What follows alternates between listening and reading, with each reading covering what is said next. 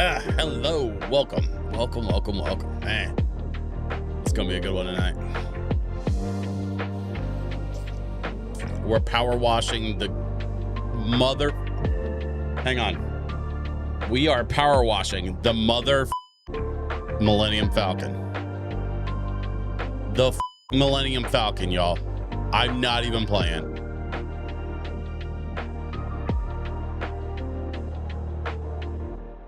I'm so excited for this. We've got lo-fi from my friends at Kiraga, and we've got I have two dogs in the other room that do not want to be locked up right now.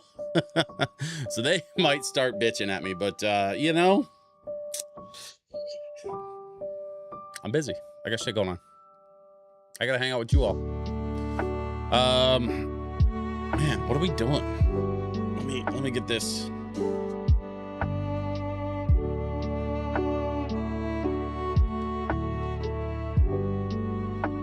There we go. Controller connected.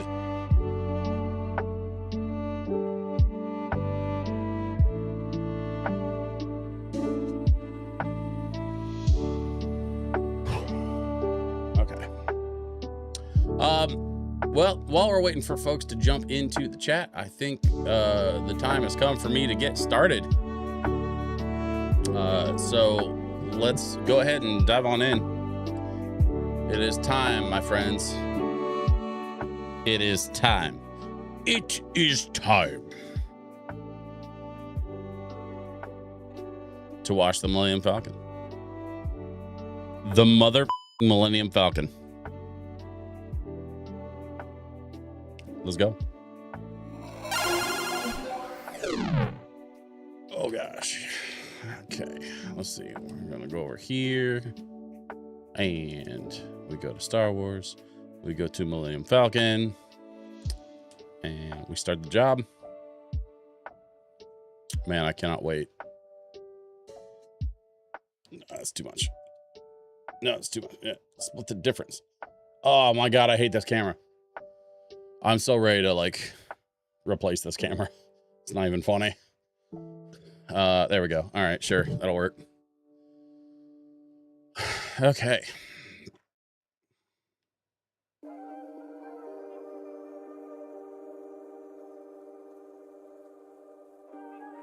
I appreciate that we get a little bit of a look at the Y-wing while we're here. We can wander over here and take a little bit of a look at the A-wing. It's not gonna let me get too close to it, but close enough. I love the hovering scissor lift. That's brilliant.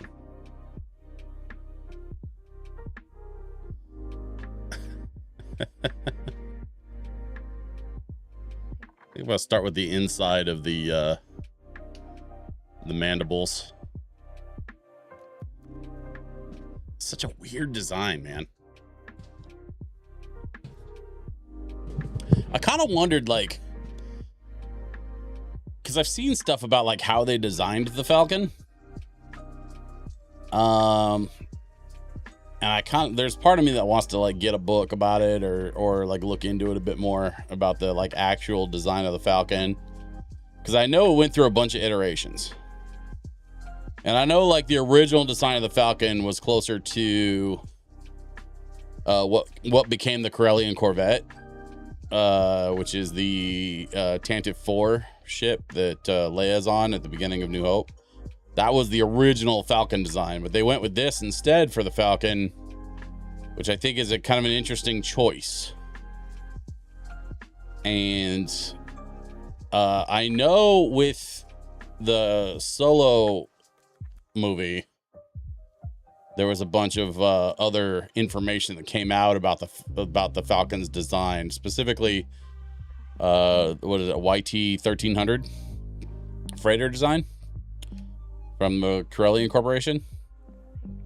And like, so like this section can have a bunch of different like add-ons. In the original version of the Falcon that Lando had, he had like an apartment, like a luxury apartment right here that got blown off in a, you know, during the Kessel Run in the Solo Star Wars movie.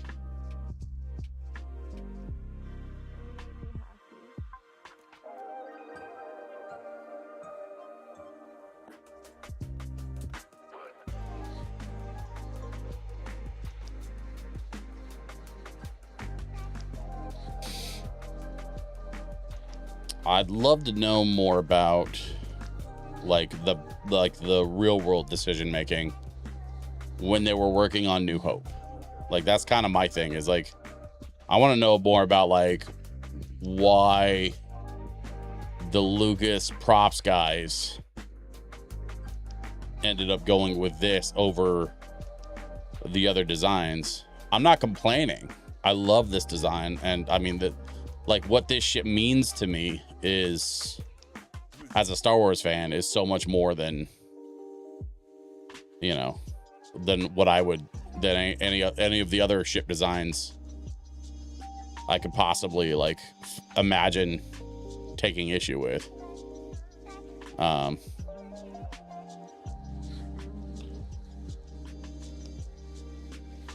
So don't get me wrong, I would never wish for them to change this. I just think that I'd like to know more about like, because I know there's like documentaries and stuff where they they talk about like why they decided this was a better fit for Han than the other shit that they had lined up for him.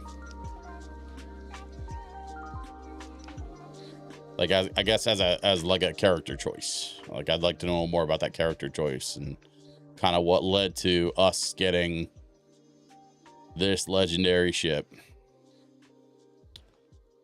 Ooh, okay, there's a lot of gunk up in here too. I don't think I'm gonna be able to clean. I gotta tackle the front, so might as well just get the back while I'm up here and do what I can.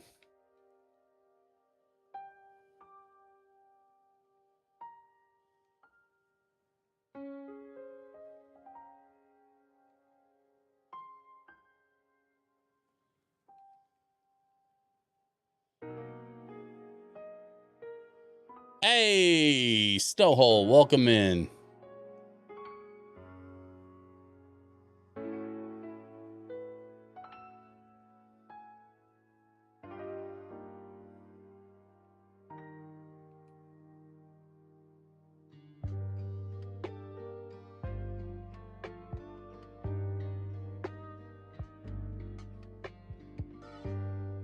I was just saying basically to myself that I kind of wonder, like, I know there are documentaries and stuff that talk about the choice of the YT 1300 freighter as the Millennium Falcon like ship design. But I know the original ship design was what they ended up using as the Corellian Corvette for the Tantive 4. So like I would like to know why they ditched that and went with this instead. You know what I mean? None of that is English to you? All right.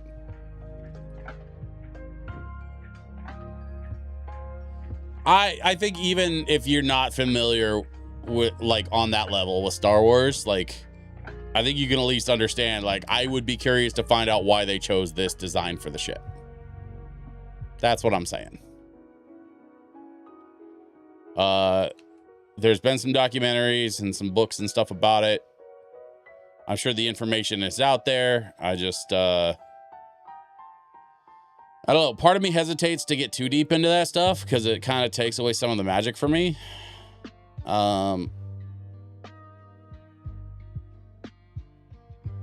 I don't know. Drugs, probably. It was the 70s. I mean, yes, and I'm not disagreeing with you, but I will yes and. I don't think it was just drugs behind the decision making. I think they felt like this was a better, kind of a grubbier, more like DIY vibe. Because like that's the whole thing with Han Solo's character, is he's supposed to be scrappy. And this ship design probably just felt to them more like something that a scrappy, you know, self-driven criminal would fly around in.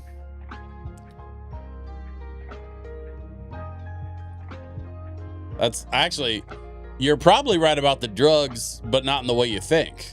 Because, like, Han's whole thing is he was a smuggler, right? So, like, they probably went with this ship design thinking that it would make more sense for him to have a ship that he could use to smuggle stuff. Because it's supposed to be a freighter. So if he's not hauling freight, like, it's basically the equivalent of an 18-wheeler without the trailer. This is just the cab. Like, that's the sort of the in-universe equivalent of an 18-wheeler. And so, like, if you have an 18-wheeler going across a border with no trailer attached, there's not much to search, right? So that probably is what gets him through when he's smuggling stuff inside the main ship, because he doesn't have his trailer attached.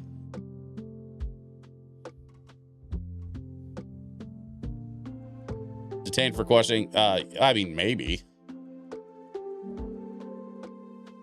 Remember, this is also a galaxy far, far away, so they have different standards for trade regulation than what we're familiar with in modern day America. Uncle Bob, hello, welcome.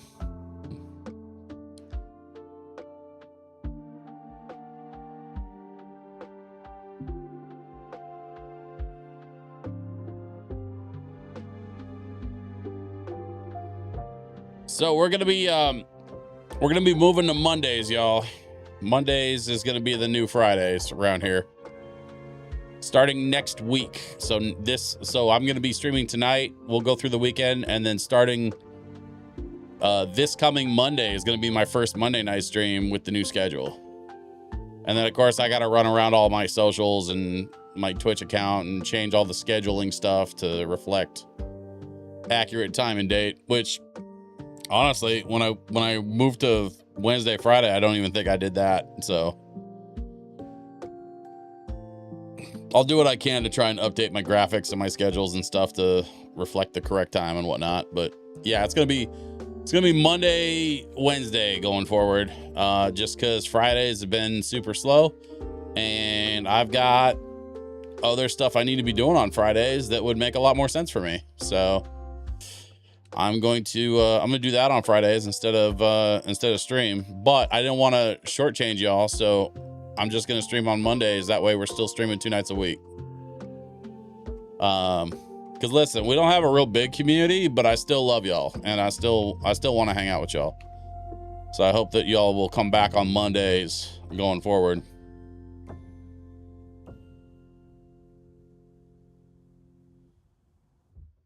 Every little detail of the Millennium Falcon. I'm so in love with this.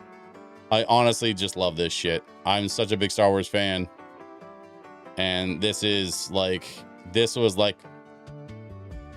my favorite spaceship as a child. It was this and the X-Wings. And like, honestly, if I had one of these and a pair of X-Wings, like, I could take over the whole galaxy. That's all I need.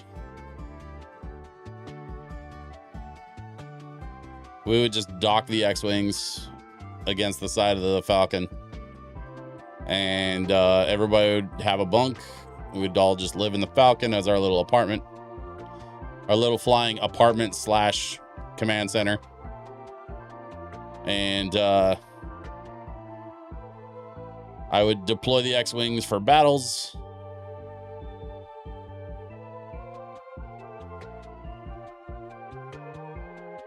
It would be so much fun. It would be van life Star Wars edition. That's what it would be. Living in the Millennium Falcon and just flying planet to planet. It would be van life Star Wars edition.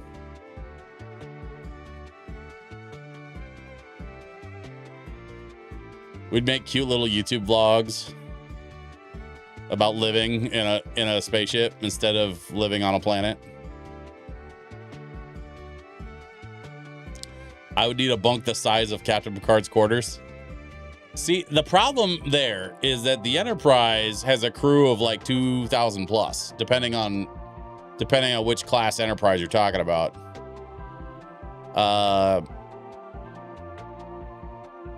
But the D was oh no. Was it I want to say Constitution class?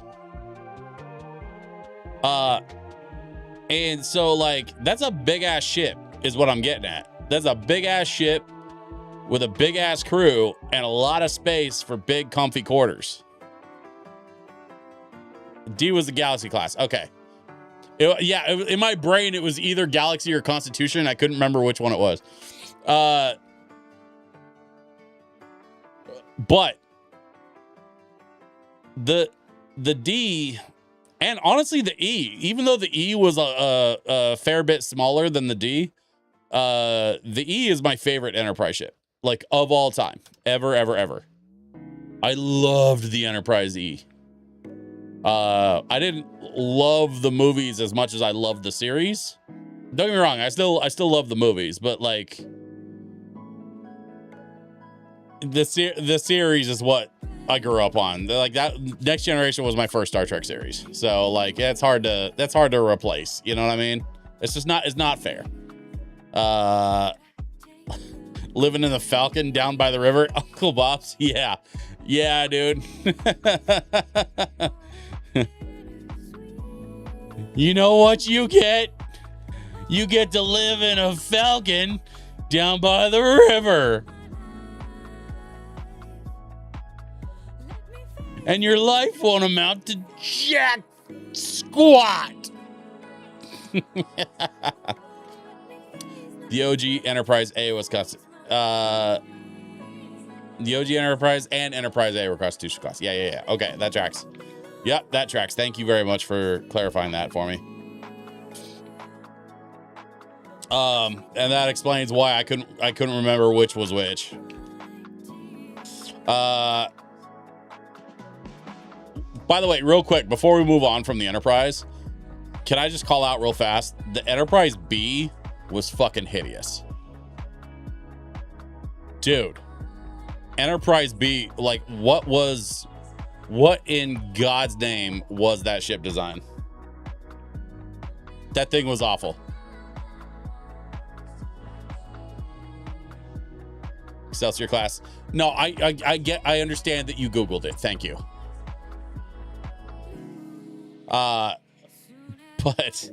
But I'm saying the design itself was of apparently the Excelsior class was just not good, man.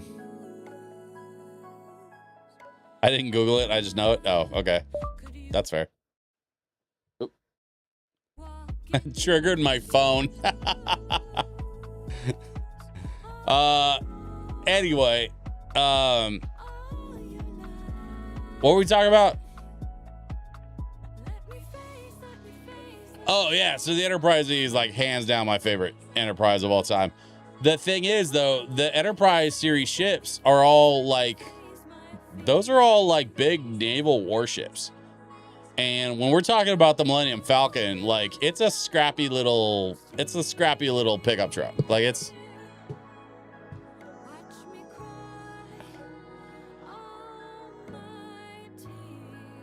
Humble Tom. Welcome.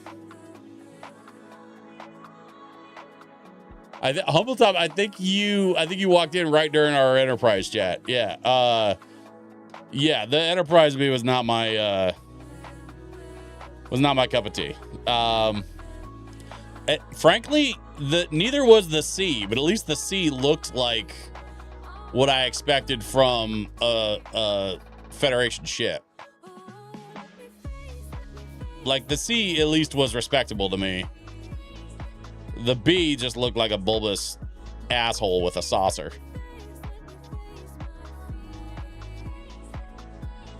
like the Defiant from DS9. Yeah, actually, that's not that far off. So like the Falcon, I would compare the Falcon to like the Defiant or Serenity, honestly.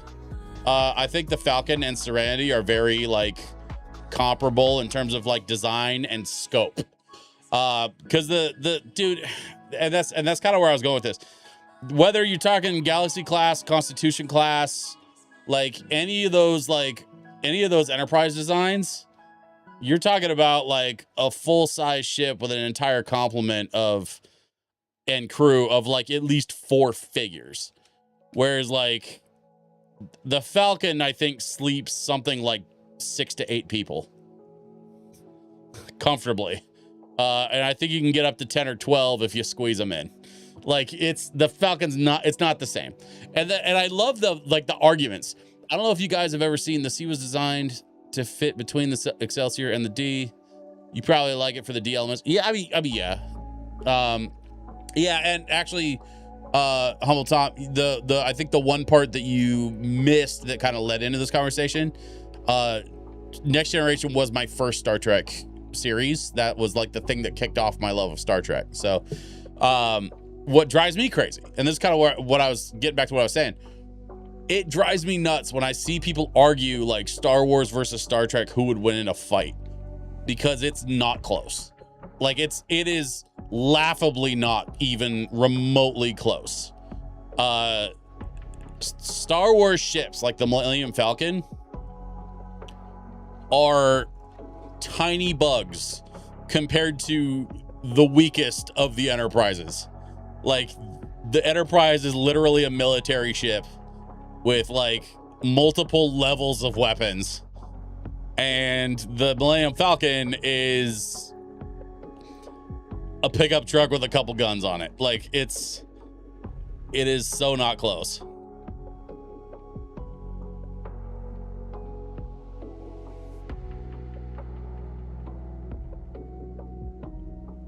So like, as much as I love Star Wars, man, and that's the thing, is like I regularly am doing Star Trek panels at local Comic-Cons. Right now I'm producing a podcast with my Star Trek friend. One of my Star Trek friends is having me produce her podcast for the Worldcon community, because we got Worldcon coming up. She's like steeped very deeply in the world of science fiction and fantasy literature because of the Worldcon community. And so, you know, because I've been producing this podcast, I've been kind of thrown into the sci-fi and fantasy literature community. And so like, it's funny to me that the people who argue online about Star Wars versus Star Trek, like, often don't understand either property. And the people in those communities that do understand both properties understand how ridiculous and silly that argument is. Now, granted, some of them will have the argument anyway because of its silliness. But Star Wars is barely science fiction, man. Star Wars is space fantasy. And like, honestly, spaceships are about where the similarities end. And trade routes. Spaceships and trade routes. Those are the two things that Star Wars and Star Trek have in common.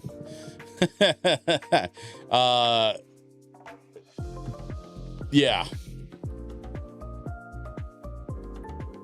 And I know that people like the the laser battles and whatnot. The big, you know, like the Dominion War and DS9 and whatnot. It was crazy to watch. But we're talking huge military efforts with thousands of lives at stake versus Star Wars, where it's like, I'm going to save the galaxy with my magical sword and my superpowers. Don't get me wrong. I love watching that play out on screen. It's fun to watch.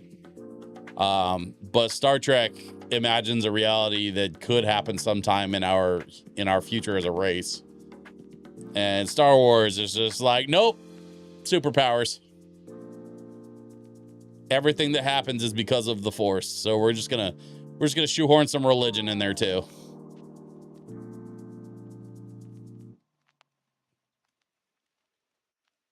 Oh my God. This is going way faster than I thought it would. You know, I don't know why, but I thought the Millennium Falcon would be bigger than this. I feel like maybe the scale is a little off. I'd be curious to see what the folks in the Power Wash Sim Reddit thread are talking about.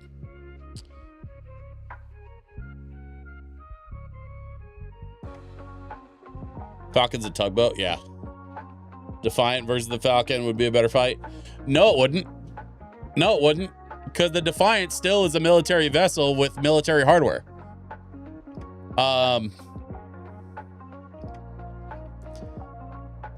The Falcon might be a little faster than the Defiant, with the way that its hyperspace engines work. So, like, if the Falcon can run away before the Defiant blows it into tiny little pieces, then maybe the Falcon has a shot of getting away unscathed. Otherwise, the Defiant would it would disintegrate the Falcon.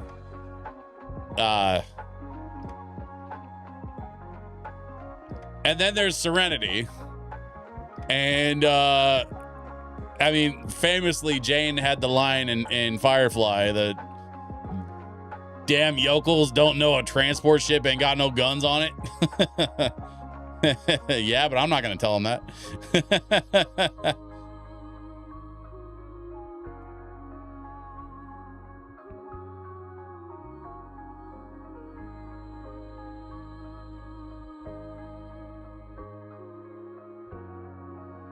There we go.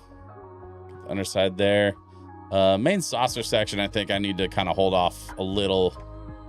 I want to go section by section, so I'm getting ahead of myself just a little bit. I'm gonna back off just a touch here because I want to finish getting inside the mandibles. That's where I really started from.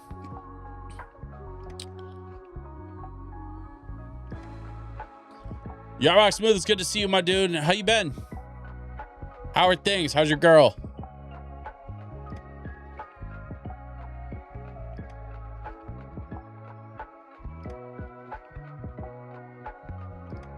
Hope it's going well.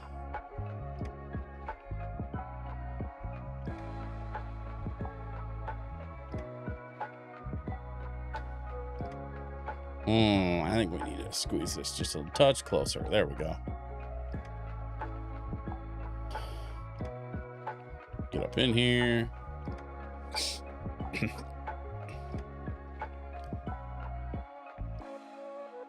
Speaking of my other podcast, we got a new episode coming out tomorrow. Listen, if y'all just really can't get enough of me, you could go listen to the Incomplete Worldcon podcast if you wanted to. It's mostly targeting the Worldcon community, but it largely deals with a lot of news and information that's going on in and around the world of science fiction and fantasy, which, I imagine would be somewhat of interest to a few of the folks in here. I've been doing all right. Girlfriend is going through right now, though. She's had a lot of deaths in the family the past few months and has been depressed recently. Just been too much. Was totally interesting. Oh, yeah, dude. Oh, yeah, that's rough. And not for nothing, man. Like, I know you've been through some pretty similar shit. So hopefully you're able to, hopefully she'll allow you to be there for her. Because I know that you can definitely empathize with what she's going through right now.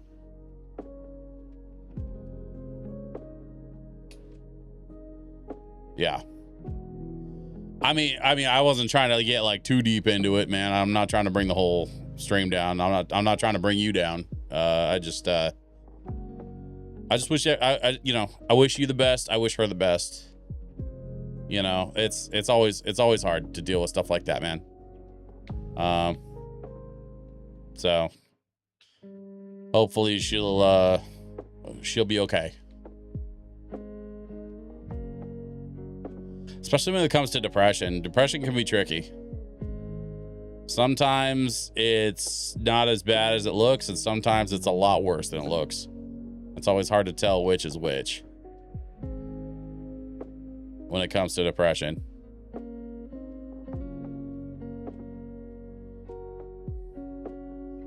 I was supposed to meet up with our buddy Meklo today. And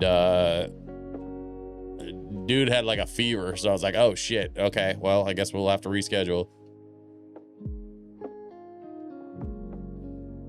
He's doing all right. He probably, like, you know, he's got kids, so the kids probably brought something home.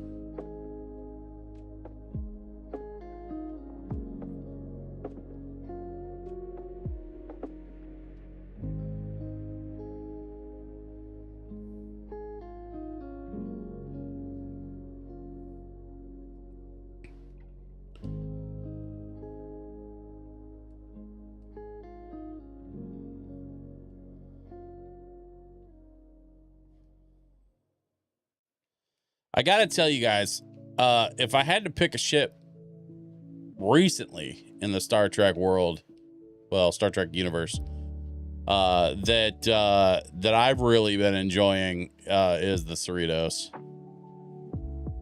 I don't love the name. Like, the name kind of is whatever. It doesn't really like mean much to me outside of like the context of the show, I guess. But I do like the design. I love the show. I mean, you know, the show is great. Well, and then there's the crew.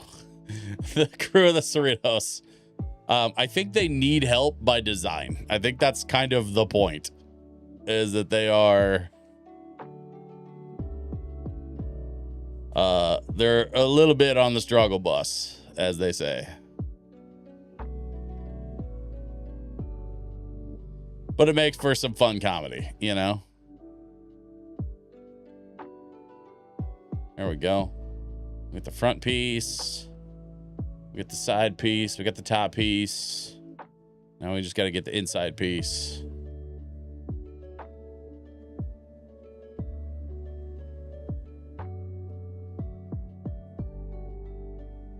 Got to get into all that too, but we'll get there when we get there.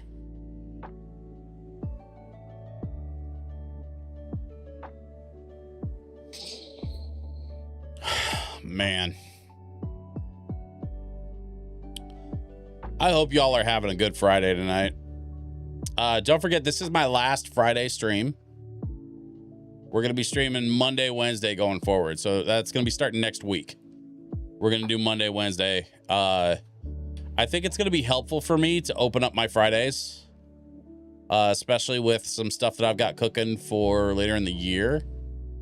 I want to be doing some more events and possibly picking up some other DJ work, but I also have some other, you know, just some stuff going on. Like I have, you know, I've got plans for Rose City, for example. I've got Direbrook's going to be happening in October. That's going to be a 3-day event in which I will undoubtedly be participating. So, you know, it's one of those things where, because I'm getting busy again and because our numbers have been so low on Friday, it's harder to justify. So I think just for everyone involved, it'll make more sense to stream on Mondays instead of Fridays. And I'm just kind of hoping that y'all will support that and come through on Friday, or come through on Mondays from going forward. Because the format's not going to change much. Like, I'm not trying to do anything too crazy with this.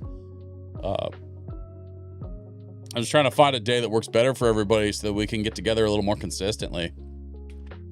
As I continue to like do more YouTube content, I'm hoping that I will grow the audience and get some newer folks in here.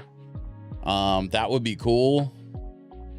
But you know, whether I am able to do that or not, I still want to make sure that y'all are being taken care of. Like, I still want to be here for y'all. Like, yeah, I want to build this community up a bit, but I also really care about the community I have. Like, I care about you guys. So if y'all are busy on Fridays, that's cool. We'll just move to Mondays. And then hopefully we can have our cake and eat it too. That's really what I'm after.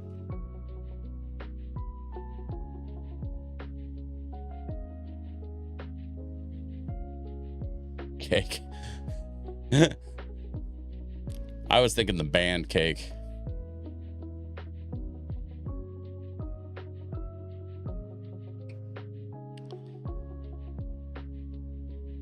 I want a girl with a short skirt and a long jacket. Boom, boom, boom, boom, boom, boom, boom, boom, boom.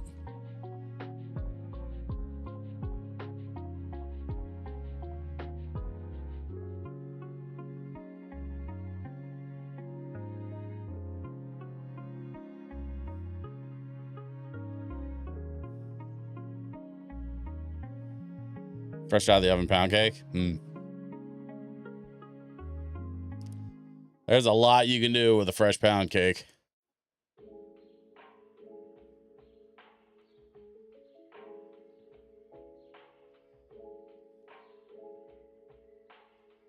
I know Yacht Rock Smooth loves to pound cake.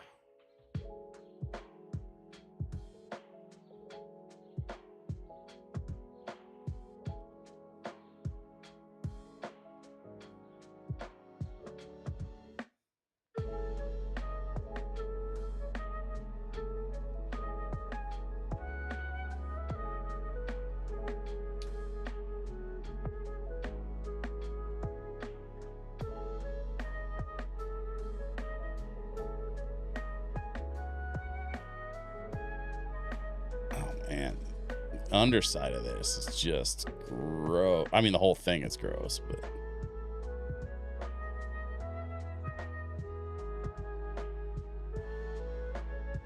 you know what's funny is I don't even think they had power washers in the 70s. Like, when did power washers become a common, like, household tool?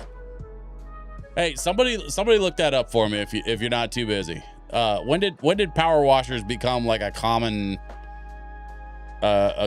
tool for like the average household? Because I'm not even sure power washers were really a thing back in the 70s. Like, maybe they were invented, but like they were expensive, and so people didn't just like have one in the garage. Or in my case, 2 broken ones and a third one that we're not sure if it works or not.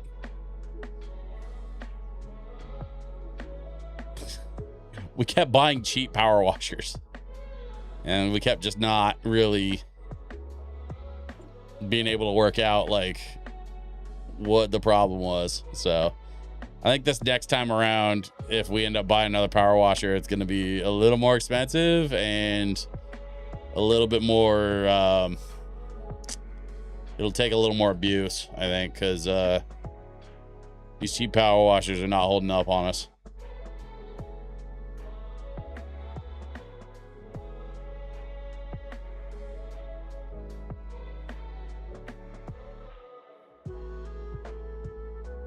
Okay. This line here. Underside starboard, roughly 1950s for what we consider the modern power washer. Interesting. And when did they become like a common household tool or appliance? Because like I would say they're now a pretty common appliance.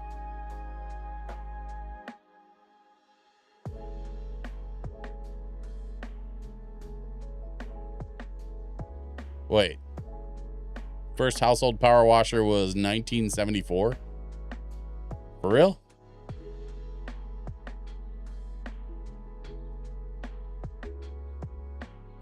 So they really weren't common in 77 when they were doing Star Wars.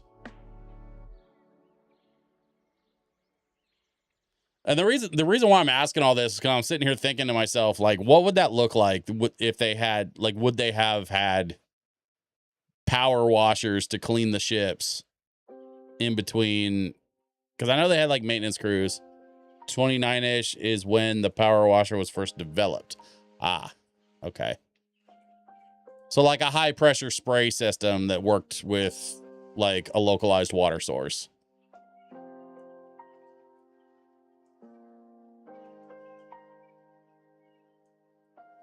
Howdy, y'all. Trans Raven dude, what's up? No, we're just talking about the history of power washing, and we're trying to figure out whether or not they would have had power washers in Star Wars.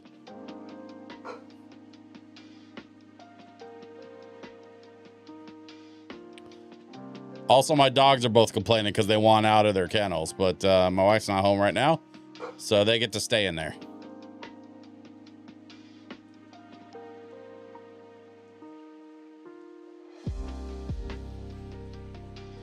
Apologies.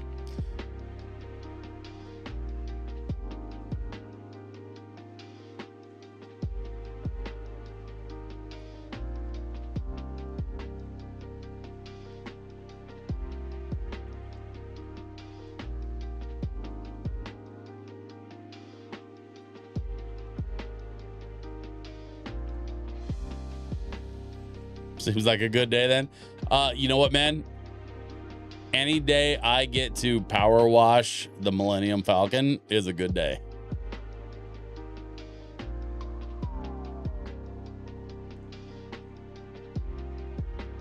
Like, I can't even be mad right now. Because no matter what's going on in my life, right now I am power washing the friggin' Millennium Falcon. I am inside the mandibles. Just getting my power wash on. Holy shit. Okay, so we got that side.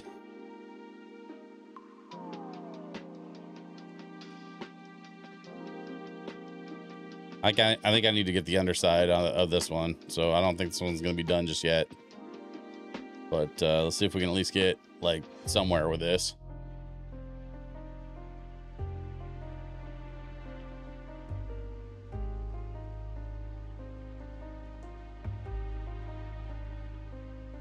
Oh yeah, I got a lot of stuff I got to spray down here. Let's see.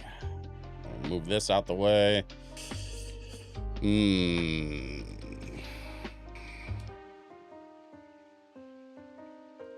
The other thing that we were talking about, hard to argue with that. Yeah, man, I love this friggin' ship. The other thing we were talking about, Trans Raven dude, is we were talking about Star Wars versus Star Trek, and specifically we were talking about some different ship designs in Star Trek. I think because we were kind of like, it was a little bit of a dovetail off from the conversation around like the types of like, there's a common conversation on the internet there where people will fight about like Star Wars versus Star Trek and like who would win in a battle. And it's so hilariously not even close. Like, it's really, really funny to me how not close it would be. Star Wars is largely fantasy. It's a lived-in world that is made up of a lot of like junk and scrap and piece together bits and bobs just to kind of get A to B without dying. And Star Trek is largely interplanetary military operation with like 4-figure crew complements and like huge legitimate military weapons and machinery. So the idea of something like the Millennium Falcon fighting against the Enterprise, for example, is actually hilarious because the Enterprise is a literal military warship. Well, not necessarily a warship, but like it has military war capabilities. And the Millennium Falcon is basically a space truck. So it would be like, who would win a fight between, you know, a Ford F-150 and a battle carrier?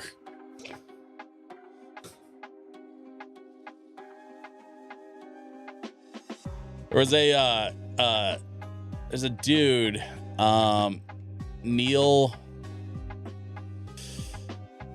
shit, I forget his last name. He's a comedian that was like a writer for Dave Chappelle on Chappelle's show. Neil something. And he had a special called Blocks. And in it, he talks about how funny it is that the NRA and Second Amendment enthusiasts, not all of them, but some of them, like really believe in the thing about, like, you know, hoarding your guns to defend yourself against the government. And meanwhile, the government is like, this is a drone? Neil Brennan, thank you, Snowhole, thank you. He's like imagining a scenario where you have 100 NRA enthusiasts versus 2 military personnel with a joystick. And it's not close. That's kind of how it is with, like, Star Wars versus Star Trek, right? Like, it just wouldn't be close. And honestly, and it's like the kind of not close where it's like not even fun to watch.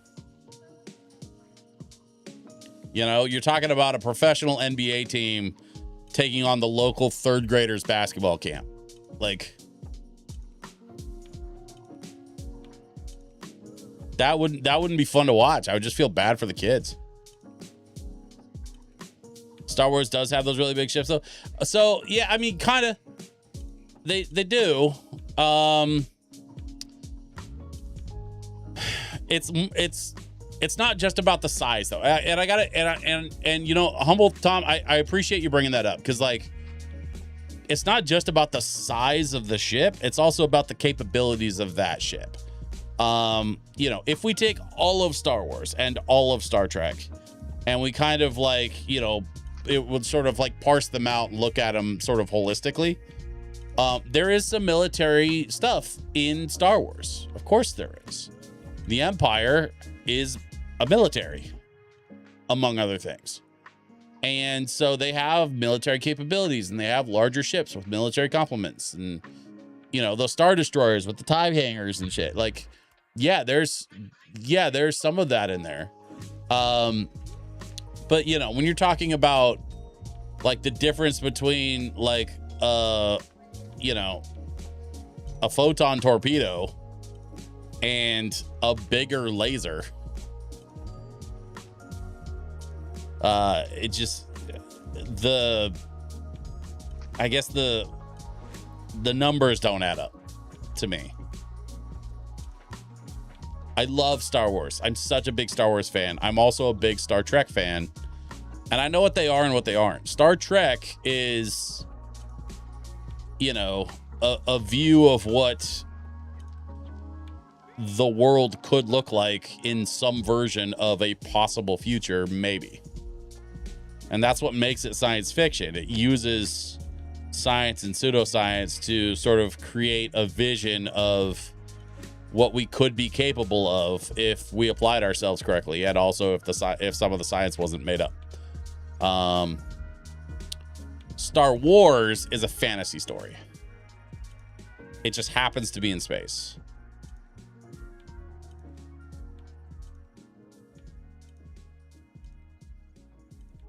I will tell you, the Borg cube, like any single Borg cube, is infinitely more dangerous than a Death Star.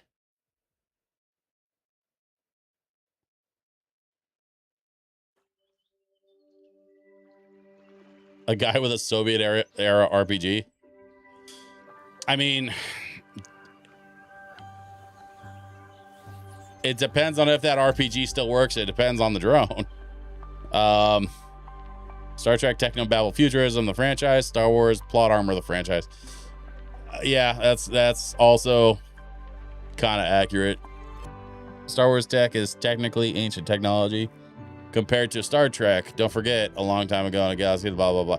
Oh, yeah. Yeah. Yeah, I mean, here's the thing, though. Poo Snacks, I don't know if the ancient technology thing really applies here if we're talking about an entirely different universe. Because, timeline stuff gets real squishy. DJ Woods is here. Woody, what up, dude?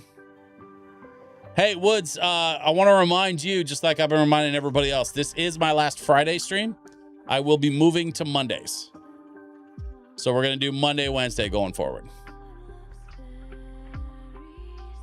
And I know, especially Woods, I know you like to put me on when you're kind of prepping for the odd gig and stuff. Not gonna be around on Fridays anymore, unfortunately. But I honestly kind of see it as a good thing. Here's the thing: Fridays we're slowing down pretty hard around here, which is fine. Like, I'm not gonna take that shit personally, but it just is what it is. It doesn't make sense for me to be streaming to an empty room. And I did that shit for almost a month.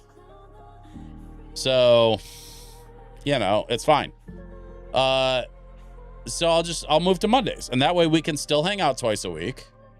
Like I've been saying all along, I love my streaming community. And so I still want to hang out with y'all. We're just going to do it on Mondays instead of Fridays. And that'll give me Fridays back, which means that'll free me up to do some other DJ things. And content things, which is something I need more time for right now, because I don't have enough time for doing content and streaming and DJing things. Have you heard the comms in Star Wars? Everything is garbly and static. The lasers were weak. Stormtrooper armor couldn't withstand a shot from their own blasters. Oh yeah. But see, Poosnax, I don't think that has anything to do with the age of the technology. I think it has to do with the design and the culture around that design. Because remember, design comes from culture. Culture dictates a problem that needs to be solved. Design is what helps solve that problem, right? So, the age of the technology I don't think applies as much. I'm not saying it doesn't apply. I'm just saying I don't think the age of the technology applies as much when you're talking about a completely different culture, a completely different time. I would also remind you that Star Wars lore is thousands of years old. When you're talking about the High Republic era, like, even like something like Acolyte, which was what, 100 BBY? Like, at that point, during the Acolyte, which takes place, if I recall correctly, around 100 BBY, that is thousands of years after the events of Knights of the Old Republic, for example.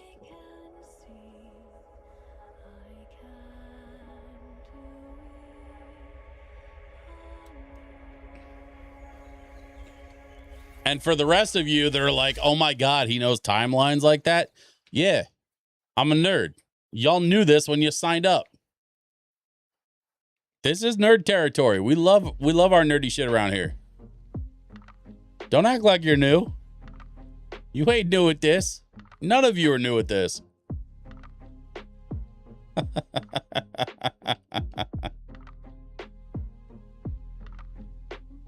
Fuck. I fell. I gotta get that thing right there. Let's see. Maybe I can get it with this. Okay. Yeah.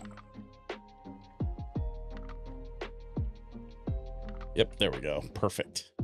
Ding.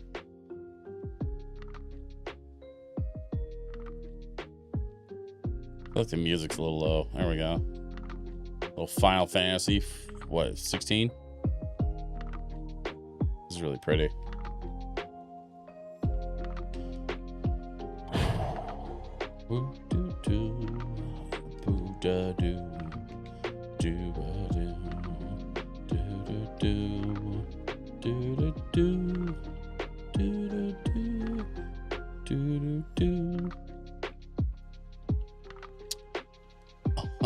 Star Wars and ET are in the same universe.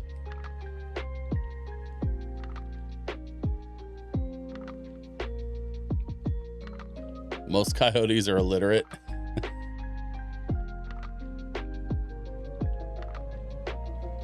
I would love to meet a coyote that wasn't illiterate. I think most coyotes can't read.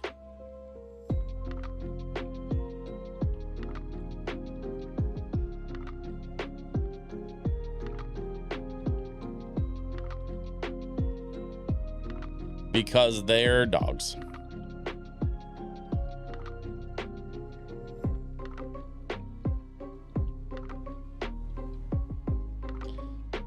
we go. Get the undersides. Oh, hey, I just remembered. I also wanted to tell y'all, I've got an interview tomorrow with a couple of guys that are starting a brand new retro gaming expo out in Michigan.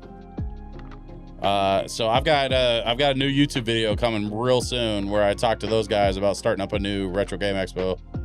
I think it's gonna be fun, and I think it's gonna be interesting to talk to those guys about like starting an event like that and what kind of like crazy nonsense they've had to get up to in order to like pull this thing off. So we're gonna be talking about that. I've got an interview with those guys tomorrow. It's a couple buddies of mine on YouTube, and then we're gonna kick that thing out as soon as possible. So probably like after the weekend is what I'm thinking. I don't remember what exactly all I have planned for Sunday, but probably gonna be in here editing most of Sunday. Try and get that YouTube video out as fast as possible for you. So keep an eye out for that. Should be an interesting watch, I think. Talking to some dudes who are starting up their own retro expo. We're going to talk about some of the decisions they made, some of the expectations that they are setting for themselves, as well as expectations that they want to set for folks who are used to the retro gaming events that are already prominent in the community. Here's the thing. When you're starting a brand new event like that, you don't really have the budget for like a lot of guests and stuff, you know? So like, I'm pretty sure they're going to have a few guests maybe, but really it's just going to be about like trying to build the community and celebrate retro games kind of on a smaller scale while they build it up into something a little bit more like the Long Island show or something more like the, you know, the Portland show or get, you know, Game On or one of those.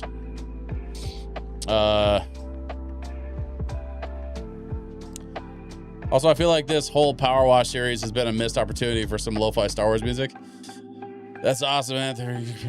Fingers crossed for you. I hope you're able to get on the ground level and be involved. Oh, that kind of interview. Not like an interview to join them. Oh, yeah, no. So, full disclosure, I probably wouldn't need an interview if I wanted to go to work for those guys. Like, we're good like that. They know who I am and where I've been and what I've done. So, like, if I wanted to go to work for them, all I would need is basically a plane ticket and a hotel room, and they would put my ass to work, no problem. No, so it's not that kind of interview. I'm interviewing them for a YouTube video where we talk about like starting up a new retro gaming show and what it's like and what kind of like crazy nonsense hurdles they've had to jump through in order to like get a brand new retro gaming event off the ground. And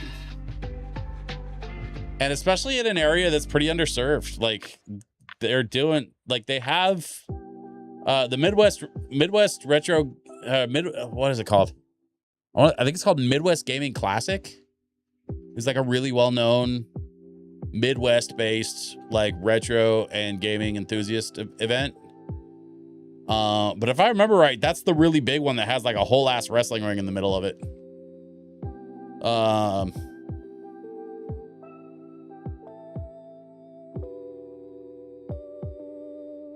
But then you've got like what my guys are doing, they're setting up over in Michigan. They're just going to do the Michigan Retro Gaming Expo. And I think it's fascinating to kind of see like where an event like that starts from. Like, so they're starting from the ground up. So I'm kind of curious to see like what all they're having to go through to like make it happen, you know?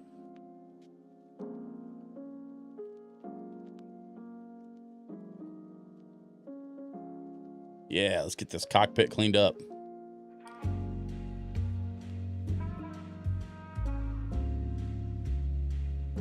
There we go.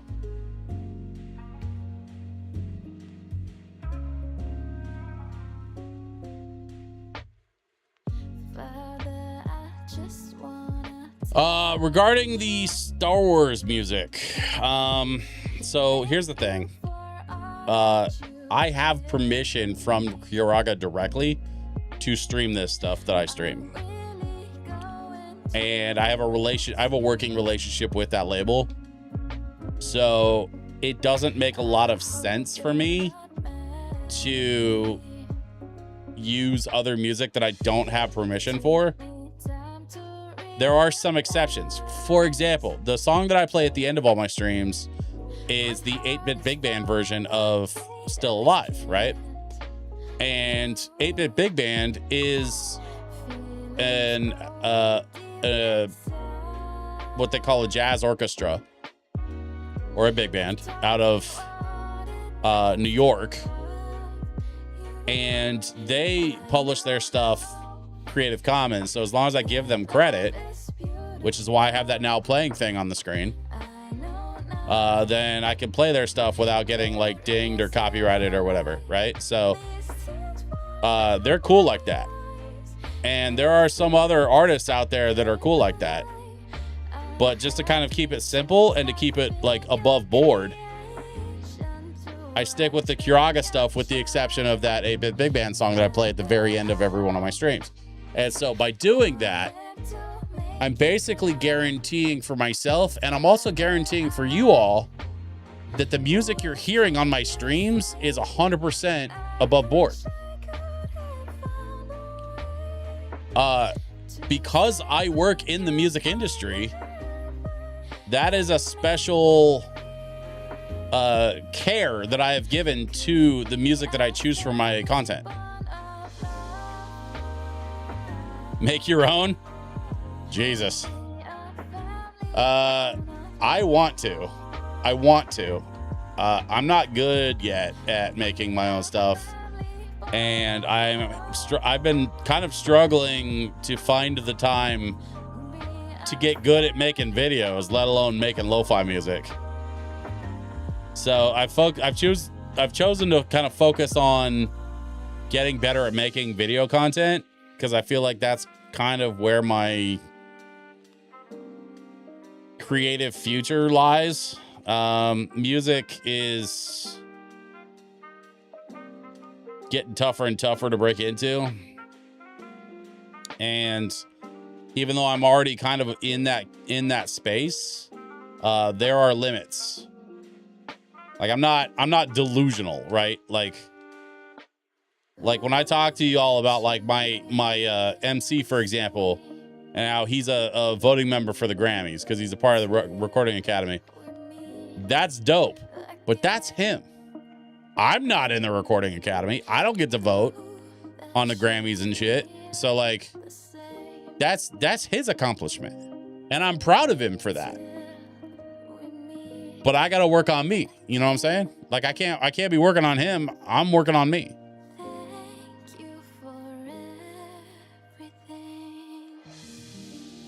I'm actually going to see that guy later this month. We've got a charity event called Laced Up PDX we're going to be doing together. He founded the event years ago. And I've been his DJ since the first one. There was like 1 year where I had a conflicting booking, and I had to like, you know, I had a contract signed and whatnot, so I had to like stick it out. I couldn't bail on it. But aside from that 1 year where I had a conflict, I've been the DJ for Laced Up PDX since the first one. And that's a really, really special event that I'm not going to be giving up on anytime soon.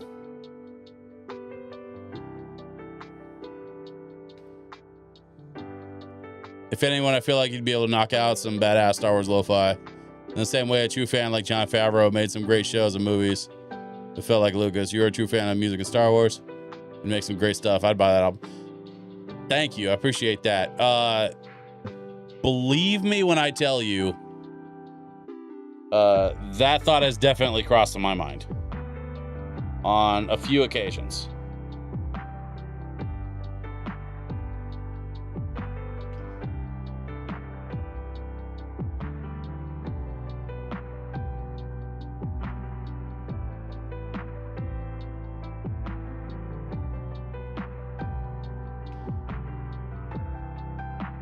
I'm not much of a piano player, but honestly, you know what it is? You know what it is, Poo Snacks? I need a saxophone. I need a horn. I can bang out a real simple beat. I can bang out a real simple bass line. Honestly, you don't need to be super talented with a keyboard to be able to like produce listenable shit. But what I really want is two things. One, a looping device, which I have. I have a looper. But two, the instrument that started it all for me, and the one that I am by far the most trained on, is the saxophone.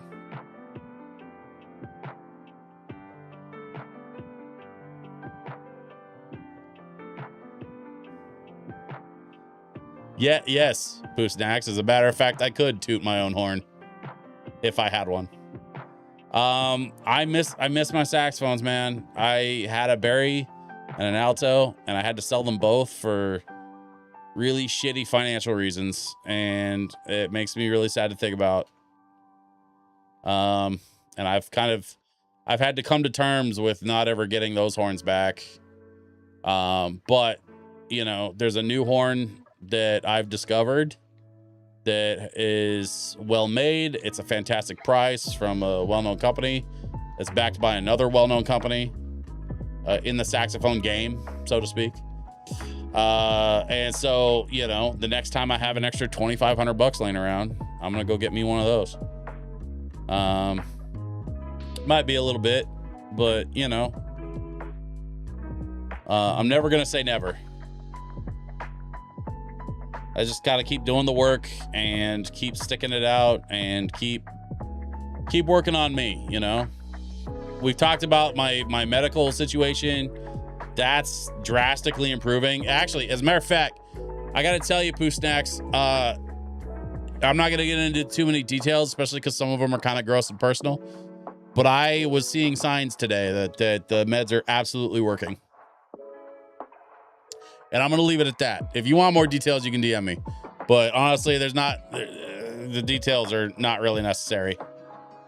The point is, I know that the meds are working, and I got some pretty clear signs today that they're working. So, it's that little stuff, man, that kind of reminds you like, oh yeah, right. That's why I'm doing this.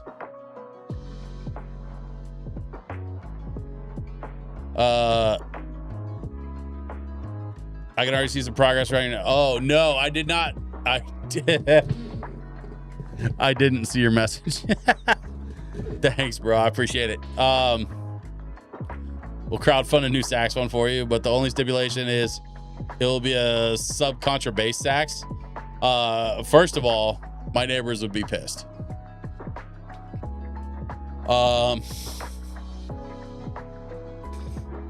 Second of all, I have not played in 20 years. So like, I know that I will need to work on my facial muscles, and that will take some time.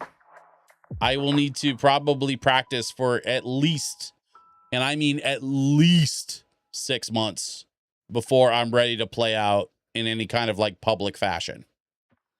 And that's 6 months after I actually get the damn thing. God knows when I'll be able to actually get the damn thing, right? So it will be a while before I'm ready to let loose and start getting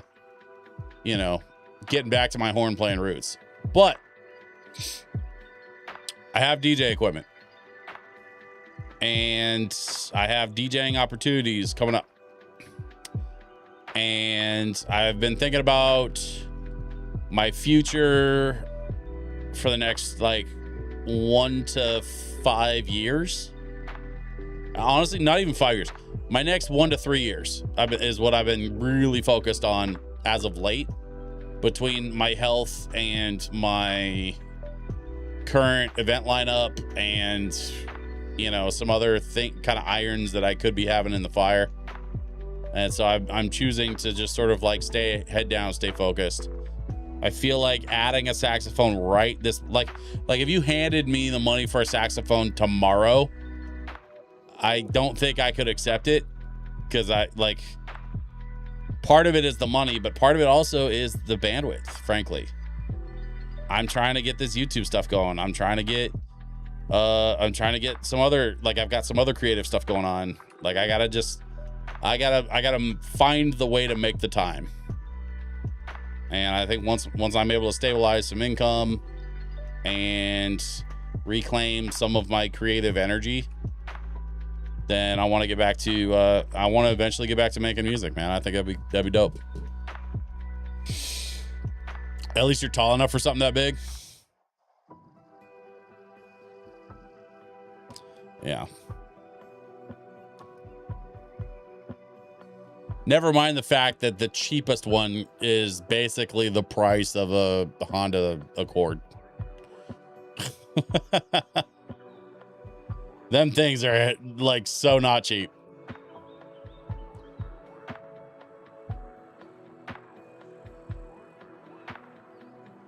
I mean, hell, I was a bari sax player primarily when I played the, you know, consistently back in the day, and I can't find a bari sax for less than $4,000, and that's for a cheap one.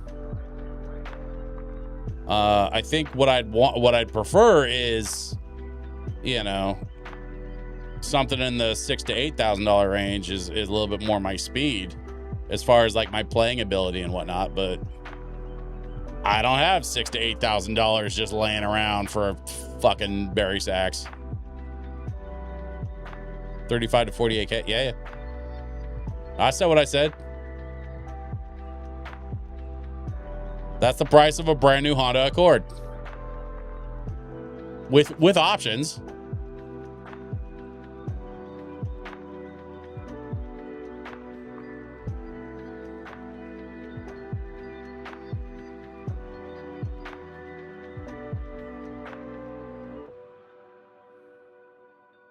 Or a Toyota Camry, if you prefer. If you are if you're very particular about your Japanese car brands, we could go with used Lexus, late model used Lexus. We could go with let's see, what's another Japanese car brand? I mean, they all kind of like own each other, don't they? Like Honda owns Acura and Toyota owns Lexus, and man, I don't know. I'm power washing the Millennium Falcon right now. Leave me alone. I'm having a nerd moment. Get off my back.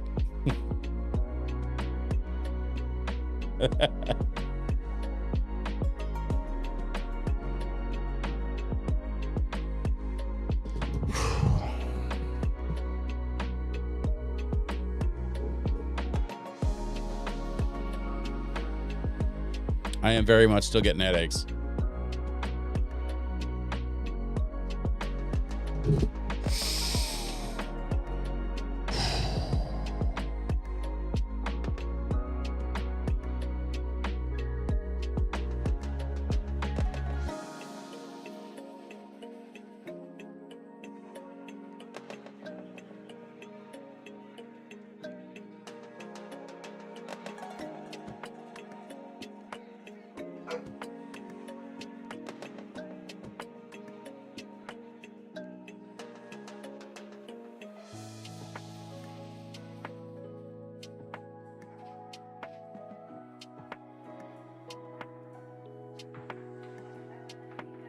My soprano was 1,000.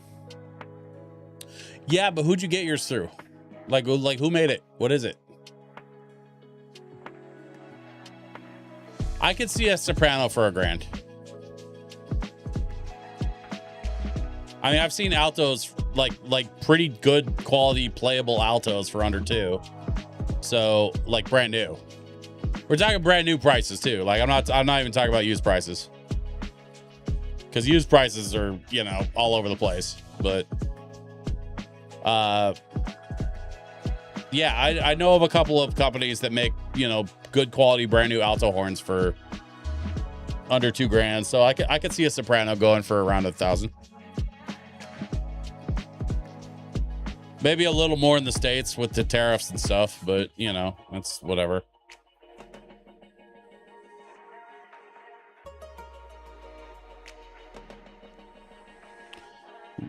Okay. So we got this, like, what was it? Docking ring? Okay.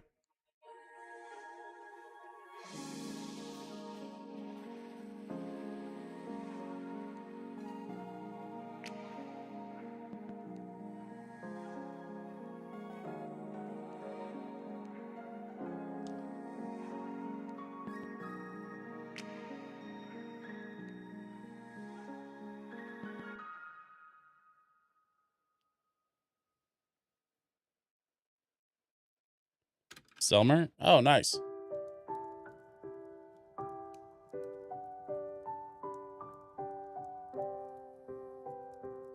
Yeah, I borrowed a soprano from my school one time to do something. We had this chart for a jazz band that required I was a bari player, and there was a chart that we played where I had to switch to soprano for like part of the song and then switch back to bari. It was weird, especially because the soprano's in a different key.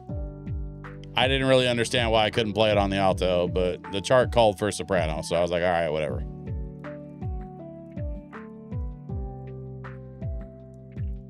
And I liked it. That's where I was going with this. I liked it. I enjoyed playing on the soprano. I thought it was kind of a neat experience. You know, I know people like to goof on Kenny G. He's a little corny, but the guy's an amazing player. And you know, if you ever like really listen to his stuff, like the dude is kind of amazing at what he does.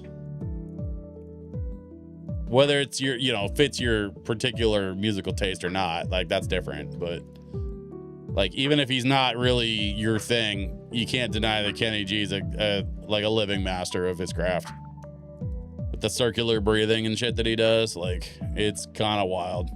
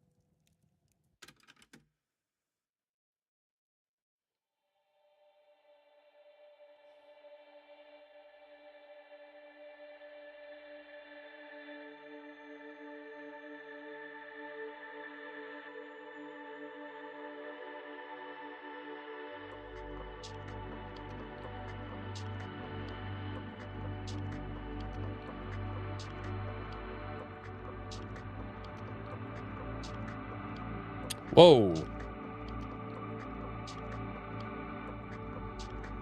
That turret just dropped down.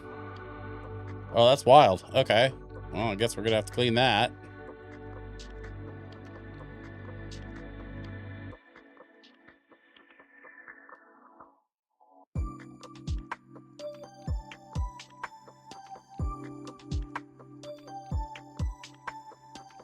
I just unlocked an achievement. It said she's got it where it counts, kid.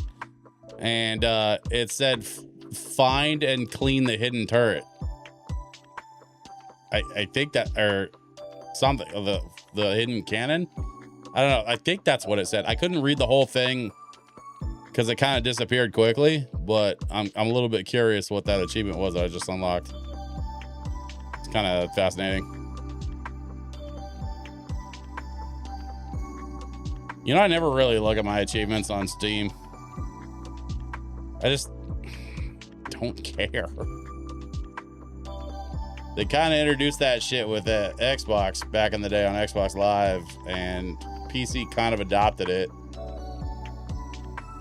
And then Valve, when they made Steam, they sort of stole the idea from Xbox, which is whatever, fine, sure.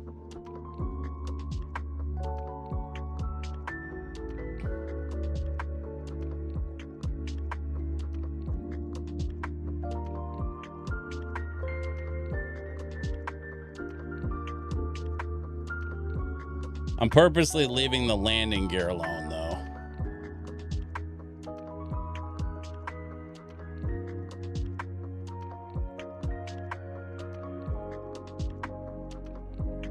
So I'm going to do the landing gear last, I think.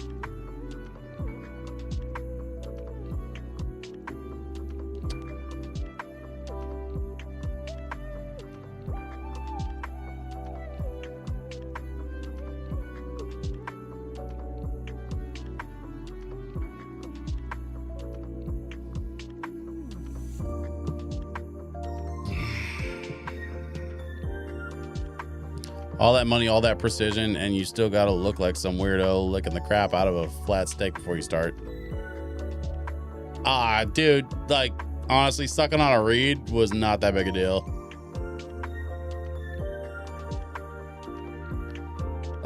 Kenny G is one of those IDs where you're, well, literally what you just said. He's incredible at what he does. Just so odd to me that all that is being used to fill the silent void of elevators. I mean, yeah. You know, he found something that was able to afford him a very good life, and kudos for that. I will say, Kenny G would probably surprise you. Like, I've seen dude in interviews and like hanging out with certain people. Like, dude would probably surprise you with like how much he knows about music and what kind of stuff he like he enjoys. And I will tell you, it's not all sleepy jazz.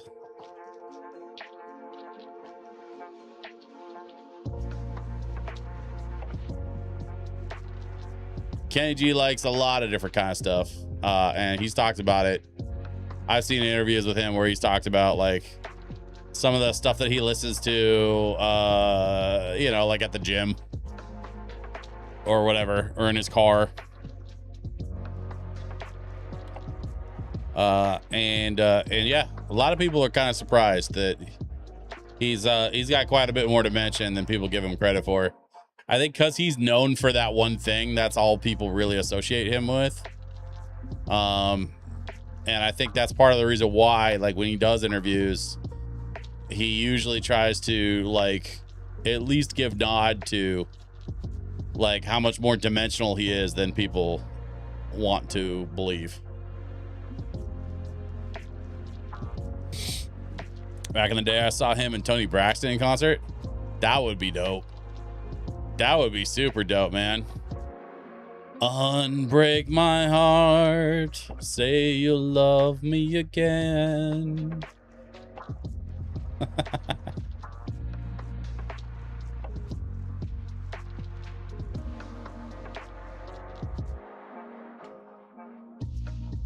I don't know any master of their own musical craft that isn't a true music lover and loves all kinds of music. Oh yeah, yeah. Well, and the thing is though, Poo Snacks, like most people don't consider all that. You know, a lot of people just sort of form opinions and move on with their lives, and they don't really like care to like think any deeper about the opinions that they form or the you know, they just, you know, people just can't be bothered, man. And sometimes it's sad when people just decide that you fit into a certain box for their convenience, and then they don't want to let you out of that box.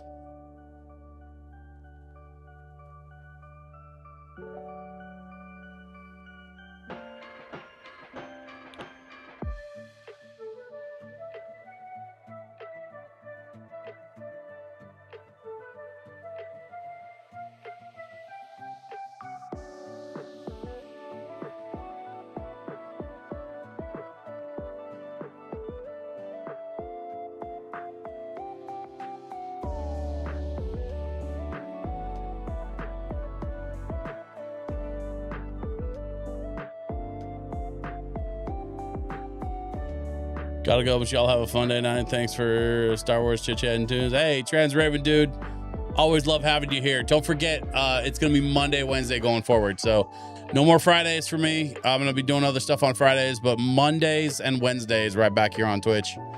We're gonna keep this thing rolling starting next week on Monday. So please come back through and kick it.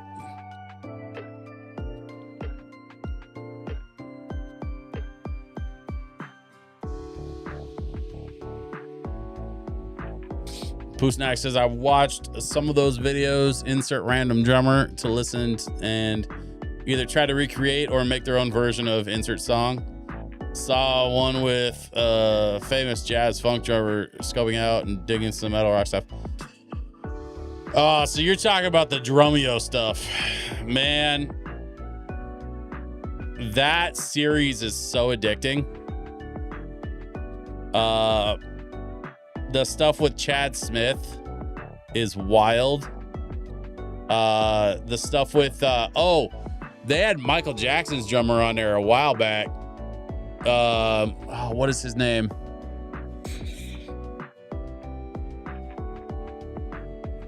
I can't remember the guy's name. But he toured with Michael Jackson. Famously, he was like Michael Jackson's like drummer. And that bro, like that guy, when you talk about a master of the craft, man, Michael Jackson's drummer is so incredibly, insanely good. It's kind of wild.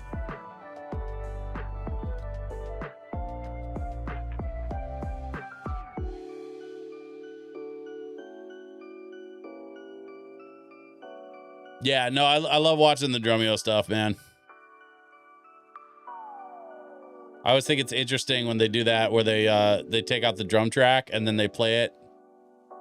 They play like a well-known song and they just give like whatever drummer a chance to like come up with his own drum part. And it's always interesting.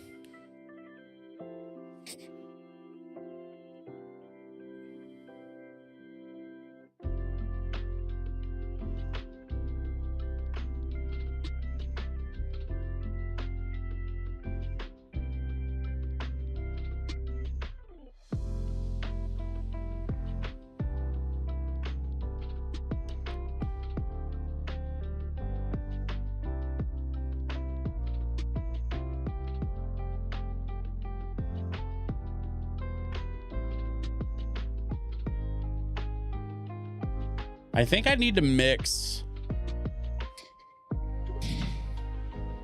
I was just thinking about it. I saw, so right now we're listening to A Sky Full of Stars from Persona 4 Golden, right?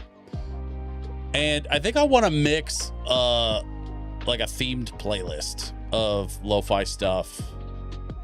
Maybe as like another lo-fi demo thing that I could publish with Kiraga. I don't know.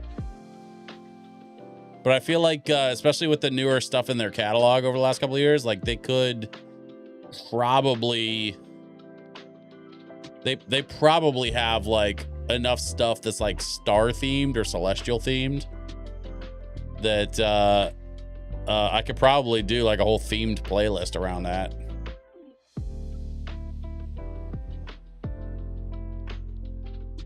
And then, but then I would want to build out that playlist the way a DJ would, right? So like I'd go through and work out BPMs, I'd work out keys, and work out like an order and structure that makes sense with the BPMs and the keys that are being presented, and figure out a way to mix them in a cohesive and sort of coherent manner so that what you're listening to is so much more than just a playlist, right? Like I got like when I mix, I'm basically building a mixtape on the fly. And every time I DJ, and I mean really DJ, not like with lo-fi stuff where I just put it on and kind of ignore it, but like anytime I'm actively putting hands on decks, I am making a mixtape, and I'm always curious like what I could do with lo-fi with that level of attention. I've done it before. I mean, some of you guys probably know about like the mixtape that I did with Kiraga in 2024. I've been wanting to do another one.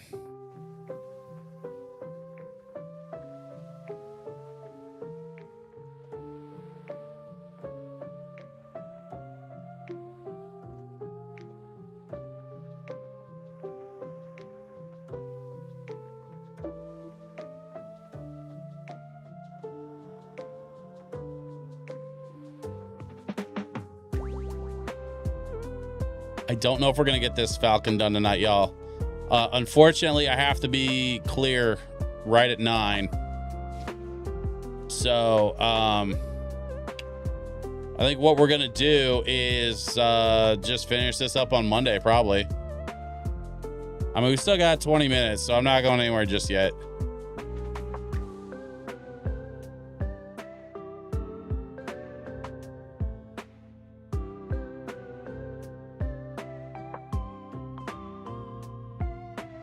There's the quad turret.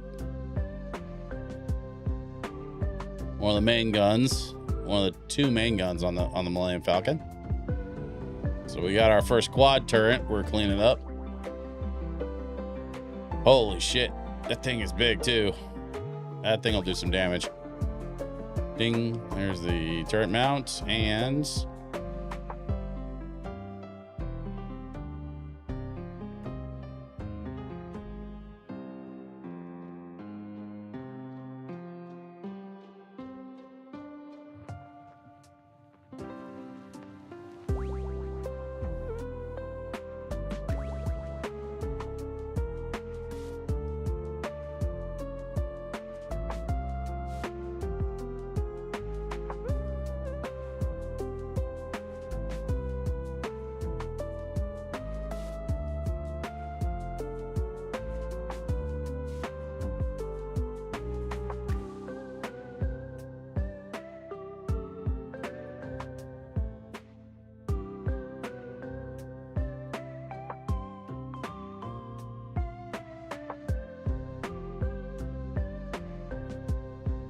there we go. We got the turret. Okay. I think we finished this section, maybe. Let's see how far we can get the next 20 minutes. Maybe this section, maybe like one other thing.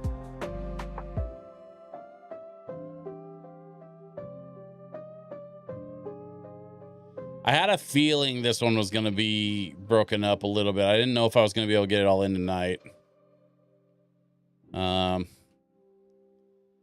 we will see.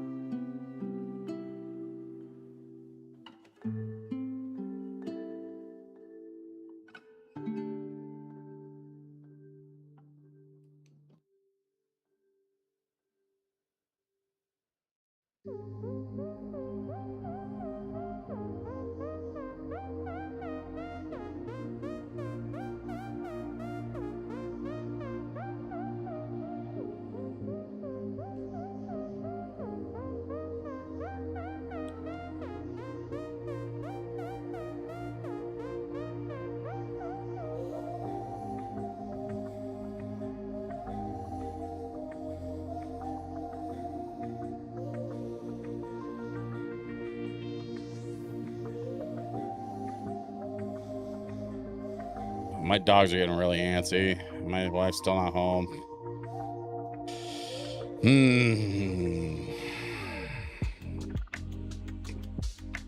Unfortunately, that's the reason why I can't stream late tonight, y'all.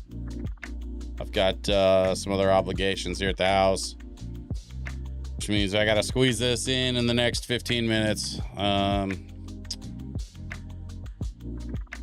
And then I will just plan to see you all on Monday.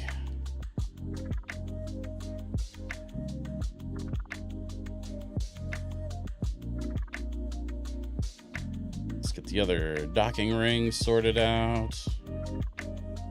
Do do do do do do do do do.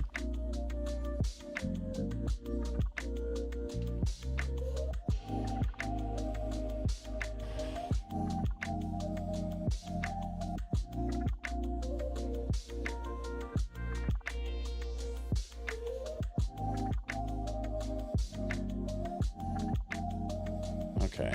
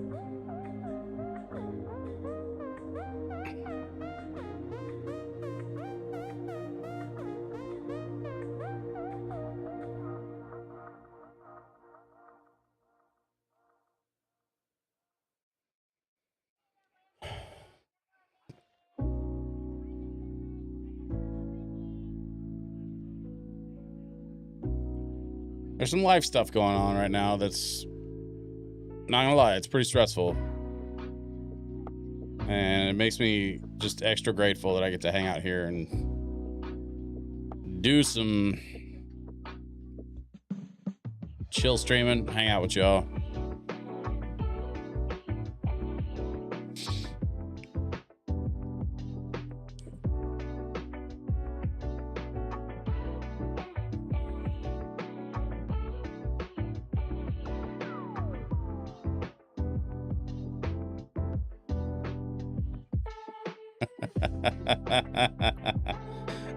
Pooh Snacks, I'm sorry it took me this long to I just now read that last comment of yours about a slide ruler and the Rosanna roll. Yeah, man, Toto was like that though. They were crazy good at what they did, and that's why Hold the Line is still such a banger. That's why Rosanna is still such a banger. It's why Africa is one of the most outplayed songs of all time. Between, honestly, like, I would be curious to see which has been played more, Africa by Toto or Take On Me by Aha. I think that would be a fascinating war of statistics.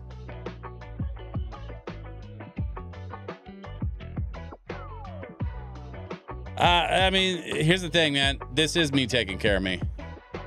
That's what I'm doing right now. I'm power washing the freaking Millennium Falcon, man.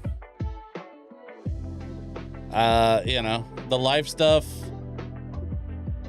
isn't necessarily mine to take care of. And so I'm just, I just gotta like relax, chill out. I made sure the animals were fed. I made sure they went outside before I streamed. Honestly, my puppy's probably getting antsy because she wants to go out again. Or she's just sick of being cooped up because she's not used to being stuck in her kennel for this long. I don't know. She's being kind of a butt. And I got to go figure out why.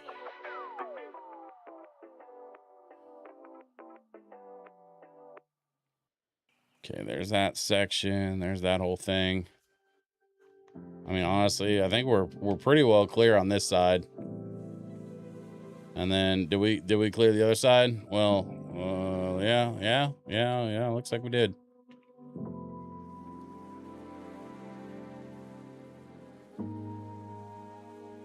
Oh no, we didn't get the ring itself. Okay, so there's the docking ring. There's the, what was that? The docking ring. No, collar? No. Strut, docking ring strut. That's what it is. Weird little extra pieces. Okay. You know what? We got both docking rings. We got all of the kind of side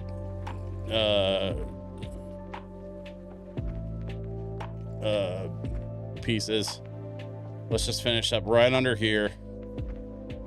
This is the one last section where the I think this is where the ramp is, if I remember right. So underneath one of these is where the ramp is.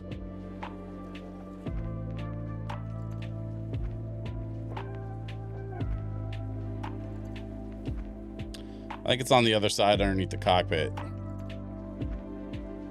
Kind of. Like the cockpit is here, right? And so I think the ramp is like over here. Oh yeah. Starboard boarding ramp. That's what it says in the corner. IR smart. Port side boarding ramp. There are 2 ramps.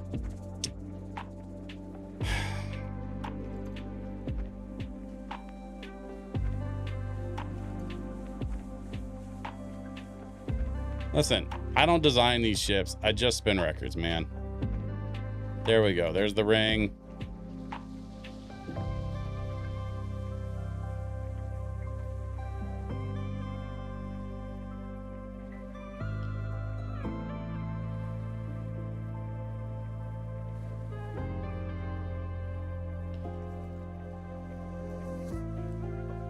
Africa gotta be, especially with the more recent resurgence a few years back.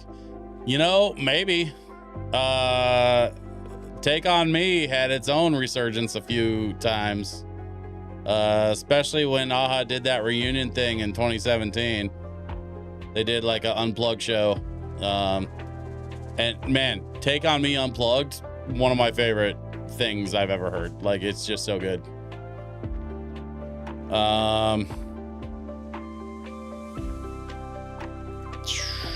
Where is the...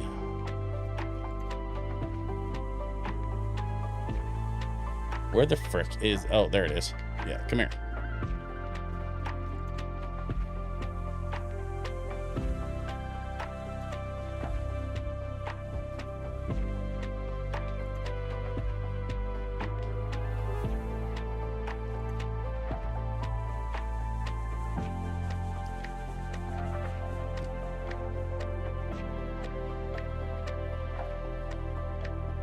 Say Ferris helped that out. No, Say Ferris did. Come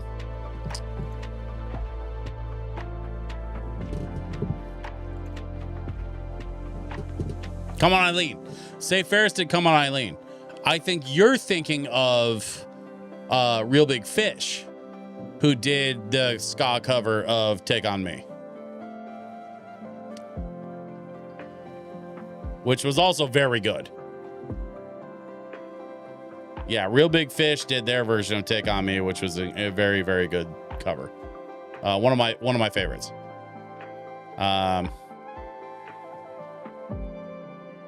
You know who did not do a good cover was Weezer when they covered Toto's Africa. That cover was an abomination.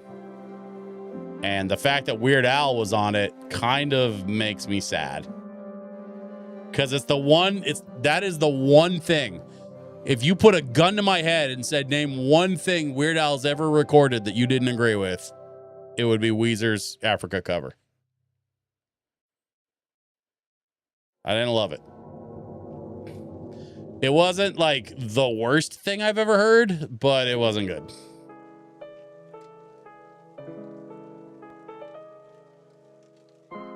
You know who did a great cover of Africa? Is this dude Mike Massey that like went viral on YouTube with his buddy, and they used to have like a standing thing in like a pizza joint where they would just like sit there and like play covers in a pizza joint. And so if you ever look up Mike Massey, M-A-S-S-E, look up his cover of Africa. It is so much better than it has any right to be.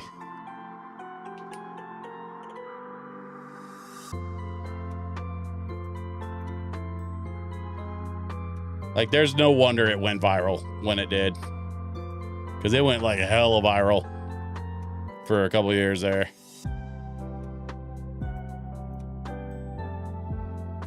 Kind of wonder what he's doing now. I think that pizza place closed, so I don't know if he's still doing his thing somewhere else or whatever. The Flopatron. Man, I don't count that shit. That's just programming.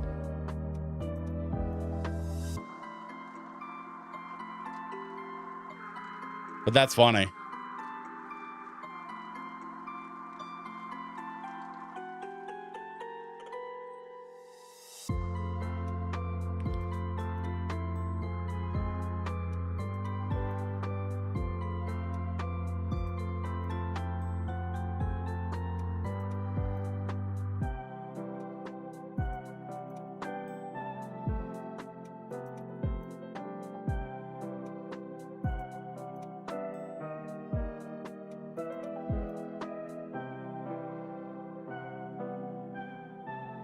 How's Taking Me has been played more than Toto's Africa on Spotify, leading with roughly 2.88 billion streams compared to Africa's 2.7 billion.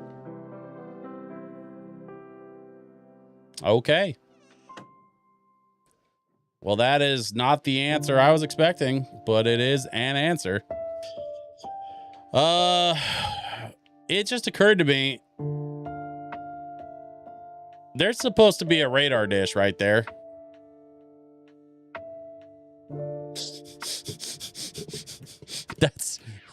That is the mount for a missing radar dish.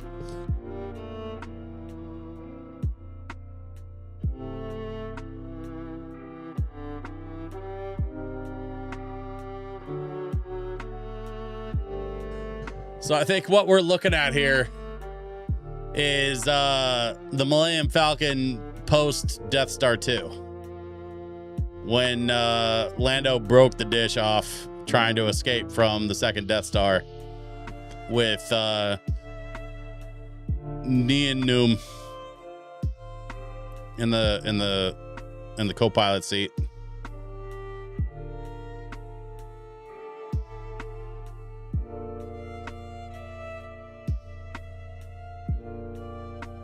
That's right. I do know Star Wars like that. Lando's co-pilot for the Death Star 2 run was Nien Nunb.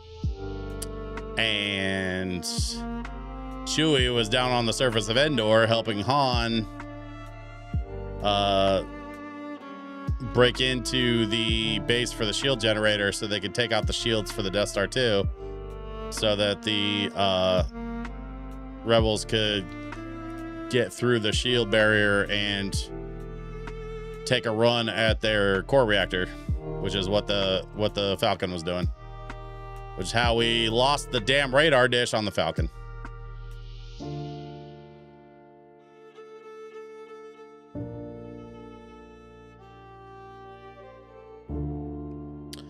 Not for nothing, I don't love that, like, they replaced the radar dish for episode 9. There was no, like, there was no reason to. Like, yes, I know everybody hated the square, the rectangle shaped radar dish for Force Awakens, but episode 9, they went back to the round radar dish for absolutely no fucking reason, just because the fans are toxic shitheads. But in universe, there's no real reason to replace a perfectly good working radar dish, especially when you're tight on funds, because the rebellion was a lot of things, but financially flush was not one of them.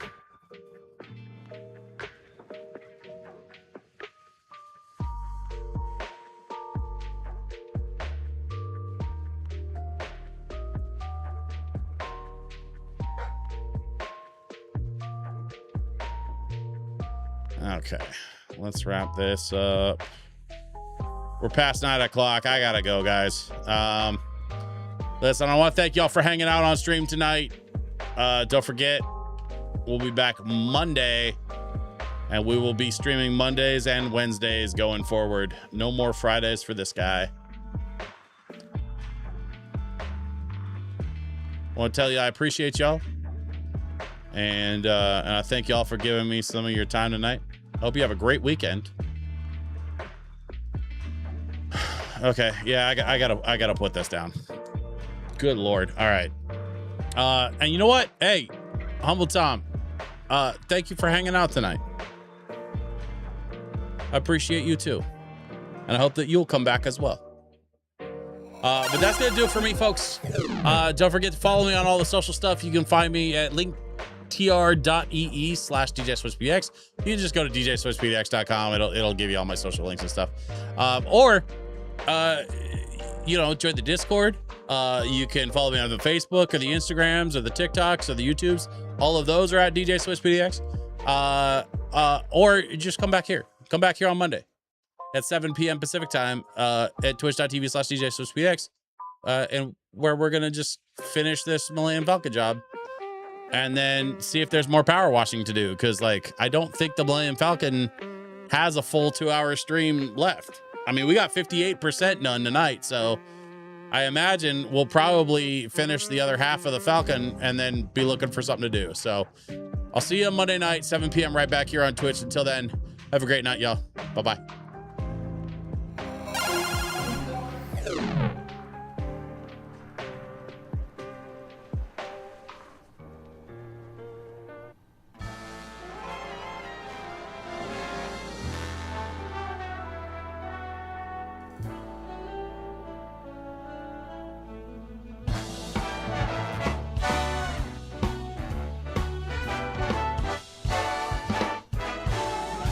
this was a triumph. I'm making a note here, huge success. It's hard to overstate my satisfaction. Aperture science. Do what we must because we can, for the good of all of us, except the ones who are dead.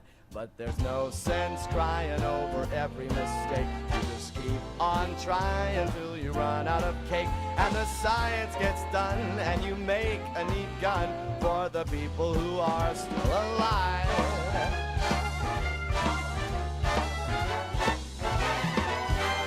I'm not even angry. I'm being so sincere right now. Even though you broke my heart and killed me, tore me to pieces, and threw every piece into a fire. As they burned, it hurt because I was so happy for you. Now these points of data make a beautiful line, and we're out of beta, we're releasing on time. So I'm glad I got burned to think of all the things we've learned for the people who are still alive.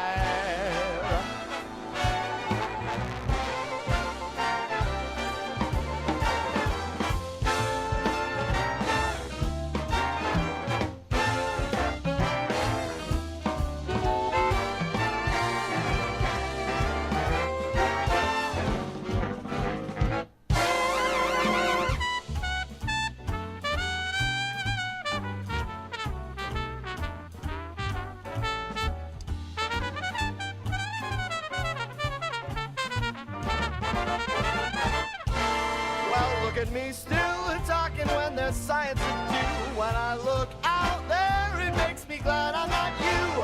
I've experiments to run, there is research to be done on the people who are still alive.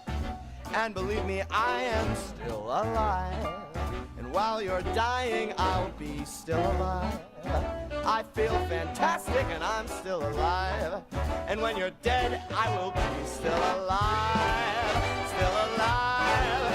Still alive.